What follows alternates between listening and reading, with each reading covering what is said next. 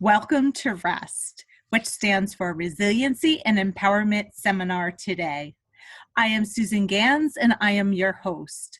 I am also the founder of Gans Strategic Solutions, where we operate at the intersection of business and human behavior. This show is about talking to leaders of small, mid-sized businesses as well as nonprofits. We hear the journey of these leaders as well as get insights into their organizations and how they're being resilient, especially during these challenging and unprecedented times. I'm so excited to welcome Anne Fitzgibbon today as our guest. Anne is the founder and executive director of the Harmony program. Prior to founding the Harmony program, she worked for 5 years as a policy advisor in the New York City Mayor's office, focusing principally on social services, youth programs, and education. Anne holds a master's degree in public affairs and urban planning from the Woodrow Wilson School at Princeton University. She graduated from Barnard College and studied clarinet at the Juilliard School. In 2007, 2008, she was awarded a Fulbright Fellowship to study the Venezuelan National System of Youth and Children's Orchestras, El Sistema.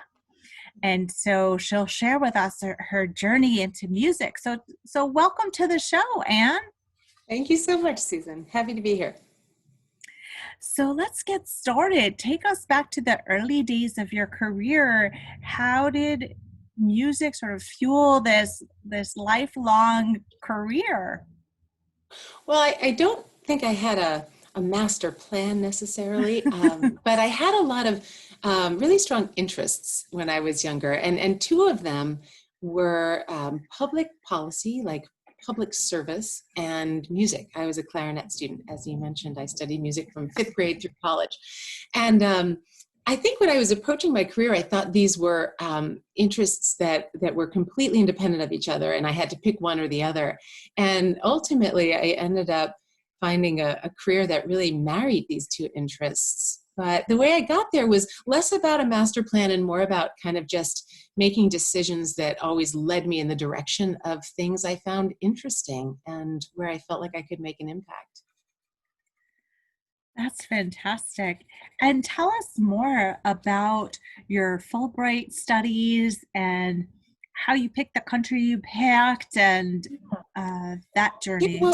Well, I'll tell you that the way I came to do the Harmony program, again, like I thought these were incompatible interests I had in public service and music. And I chose to study policy. I went to graduate school, as you mentioned. And when I came out, I was working in the New York City Mayor's office.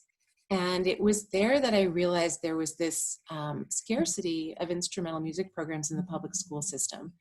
I set about to create a program to address that, what I saw as a glaring inequity in access to musical training. And so I created a program. It was a very humble little pilot project that I built on my own.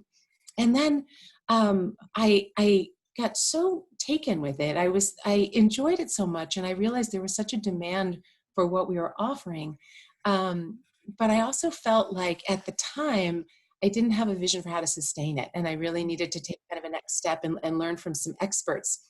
So there was a period after I left City Hall where I had incorporated the Harmony program as a nonprofit, and I was juggling multiple jobs to make ends meet and try to sustain this enterprise. And it literally was kind of a make or break moment for me. And I had learned about El Sistema, which is a world famous model of youth development through music.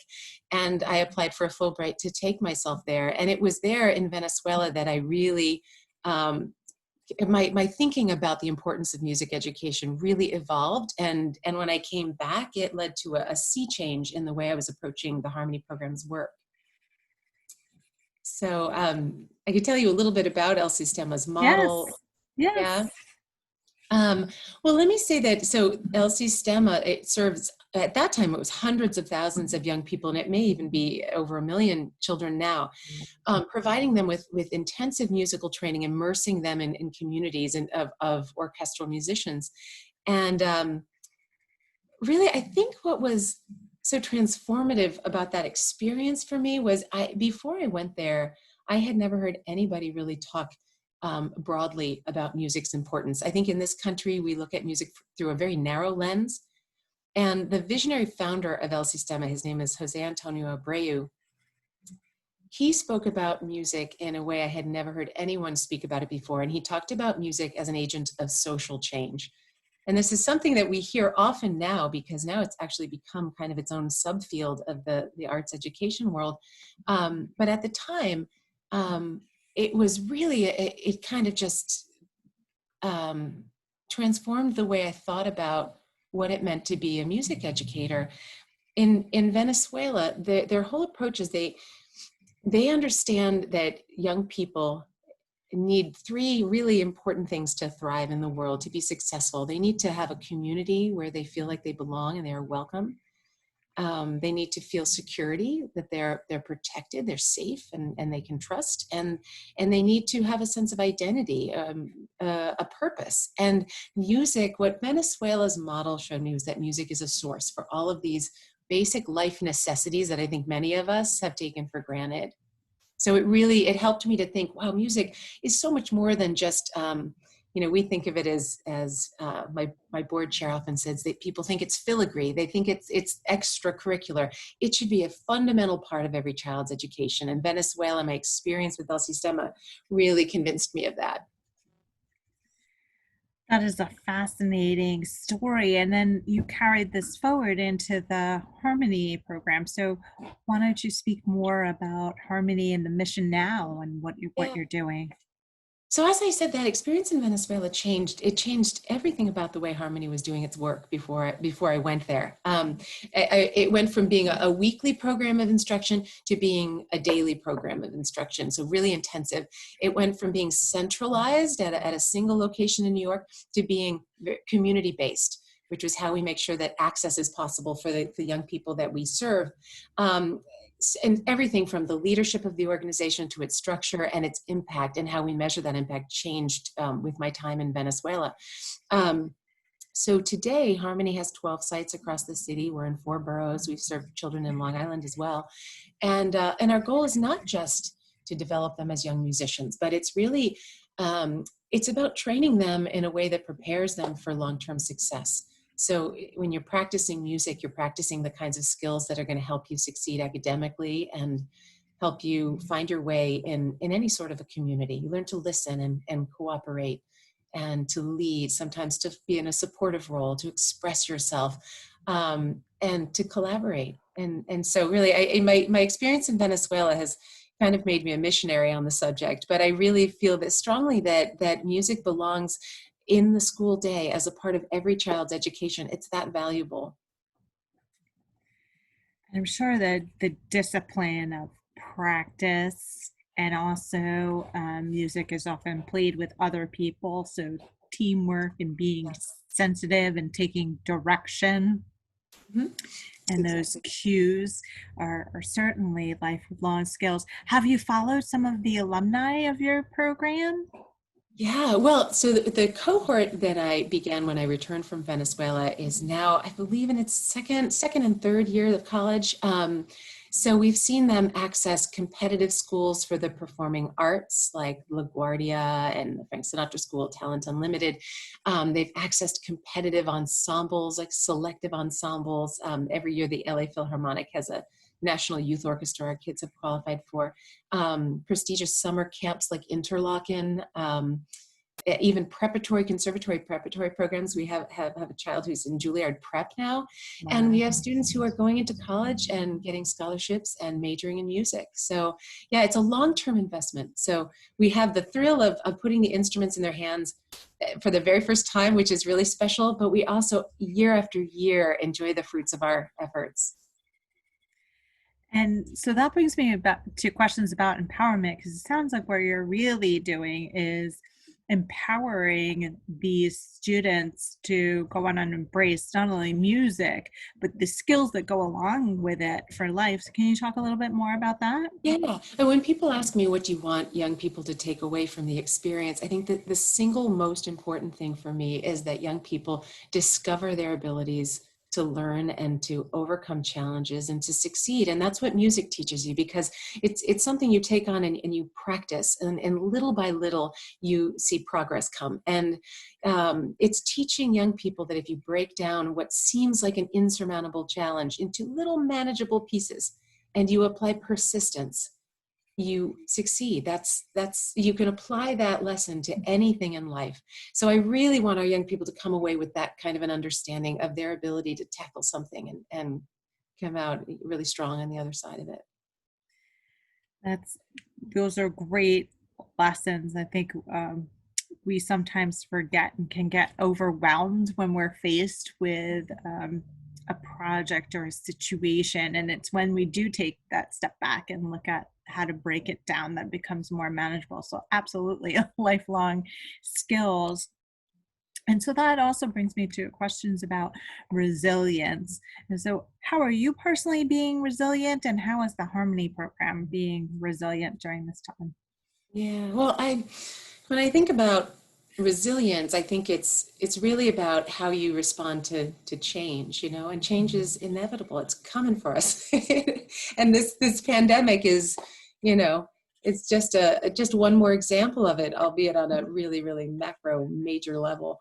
I think being resilient is about anticipating change and assuming that, getting from point A to point B is not going to be a straight line, and there are going to be all these nooks and crannies and cliffs and things you have to get through. So that, I think my approach to resilience is really just anticipating change. It's contingency planning. It's being flexible. And that's whether it's the COVID-19 crisis or it's anything else. In the Harmony program, when you're building an organization, there have been so many periods where we've had to reinvent ourselves and be nimble and change and evolve. And I think that makes a healthy organization, always being receptive to change and being ready to evolve. And so now with this current crisis, the Harmony program has really had to completely reimagine how we can engage with our young people. We've transitioned entirely to remote learning, and we trained our teachers very quickly in a number of different technology platforms. And we developed rich new content and some new partnerships and chased as much funding as we could. And knock on wood, we're in the middle now of offering our summer programming. Wow. In such a short period of time. It must have taken also a lot of strength and energy to say, to recognize the situation, recognize the challenges in front of you, and yet take that step back and say, okay, what are we trying to do in the bigger picture? We have this bigger mission to fulfill, and we're going to find a way to fulfill it. And so what would you say are your core leadership values that you relied on to power through this challenge? Well, let's see. I would say, one of my core values is all about accountability. And I think it's making sure that my staff feels like they are responsible for the roles that they take on. And I would say certainly respect. I mean, that's everything from the way we interact with each other on the team, but how we engage with our partners and our school leaders and our parents and kids. And I think when you create a culture of respect, it invites different ways of thinking and creative ideas. And like I was saying about being flexible, like I think you have to have this value where you are willing to be creative and be receptive to change. And certainly I think that is probably the most important thing during these times. It's, you can't rely on this the same way you've been doing things because they don't work in this climate. And you have to also know what can you change without sacrificing who you are and the importance of your mission. Where can you be flexible to have the most impact and to still preserve the quality of what you're doing and your very reason for being. So it's been a challenge, but again, you do this kind of work because you thrive on those challenges. We believe that it's so important what we do. And so even a crisis like this won't keep us from engaging in some meaningful way with our kids and our families.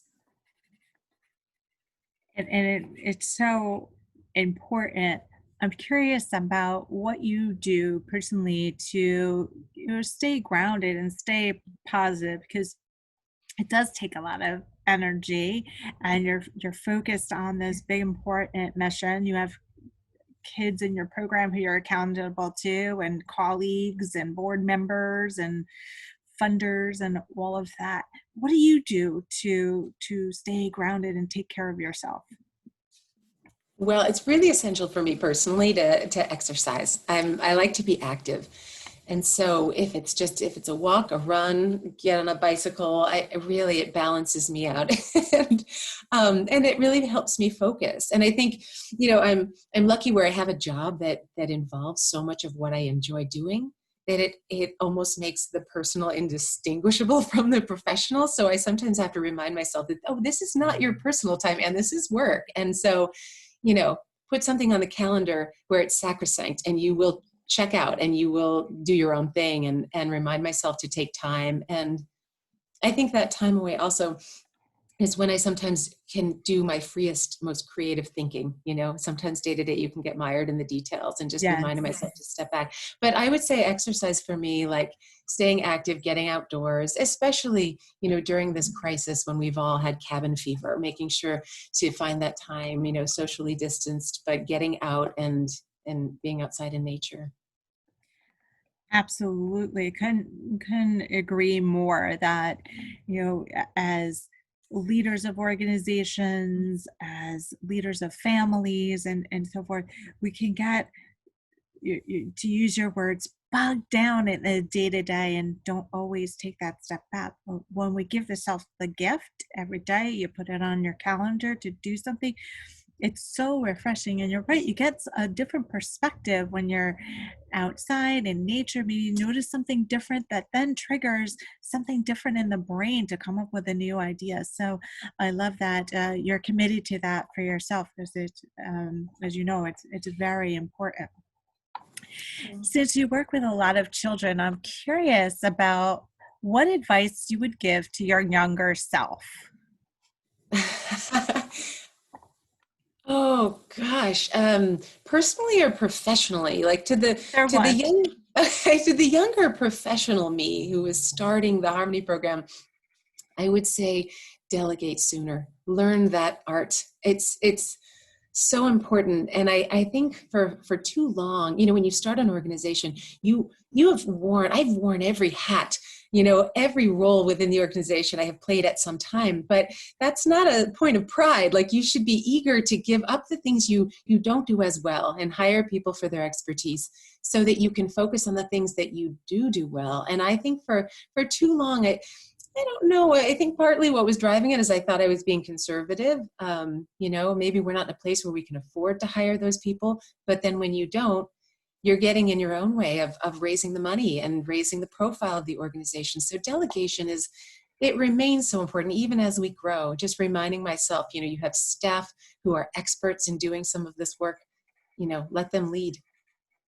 Yes, lean on them. 'Cause Mhm. we love Yeah, to do it all. And I don't know about you, but I'm a perfectionist and a type A. And so it's when I I let can go relate. of, so when I Yeah, will let go of that, yeah, it's very freeing. And the fact that you can rely on other people and it's okay. And it doesn't have to be perfect, right? yeah, We yeah. learn as And we it's go. Yeah, and it's a discipline. You have to sort of practice doing it too. And you think that you're going to save time by avoiding it, but you know that in the long run, you save so much more time by strengthening your staff and helping people do it for themselves. Yes, yes, 100%. So you work with a lot of young people as well, being role models and so forth. What would you say about mentors and sponsors, people who have advocated for you along the way in your professional journey? Essential, absolutely essential. And I think it's important to any young person embarking on their career to surround themselves with people they admire, and people who have skills that they don't have, experiences that they don't have. It's a free education. There have been so many people who have helped me along the way. And I only wish, again, to my younger self, I would have said, do more of that. And some of the people I had met along my road, I wish that I had kept in closer contact with, because you never know the things that lie ahead of you. And I had my father was a powerful, both my parents, my father in particular for his role in education. And we were raised, my sisters and I, really to value education. And he spoke always of reverentially about teachers. My clarinet teacher through high school, his name was Steve Felson, and he had just had such a strong belief in me. And when you're young, you need older people sometimes to have that level of confidence in you that you don't yet have in yourself. And he made music fun. He taught me that music should be fun, and I looked forward to my lessons every week. I've had a long-standing chair of my board, who's also a dear friend, Roy Niederhofer, and I think I've learned from him to be open to thinking about things in new ways. And he's always very brave, I think, about challenging convention. And he does it without judgment. He just likes to take problems and turn them around and think, very creatively and strategically. And I have a dear friend and colleague. She runs the New York State Council on the Arts, Mara Manis, and she gives me so many little pearls of wisdom around management. She has expressions and I latch onto them and I put them into action. She'll say, pass the ball, and she pass them the ball, Anne, and it's about delegating, or one of my favorite of her expressions was create a culture of cultivation. And what she meant is, we think about cultivation being about engaging our donors. And she would say, create a whole culture of cultivation, which means bring everybody within your organization closer to the mission. And she has these little kernels of wisdom that I still draw on. And there are so many other people. I wish I could mention them all. But yeah, I think the role of mentors and surrounding yourself with experience and supportive people and valuable perspectives is really, really helpful. Absolutely. It's those people who guide us, show us the way, and you can see the impact that they've had on you personally and just in your whole journey and to how you lead teams. So it's kind of this legacy that lives on, so to speak.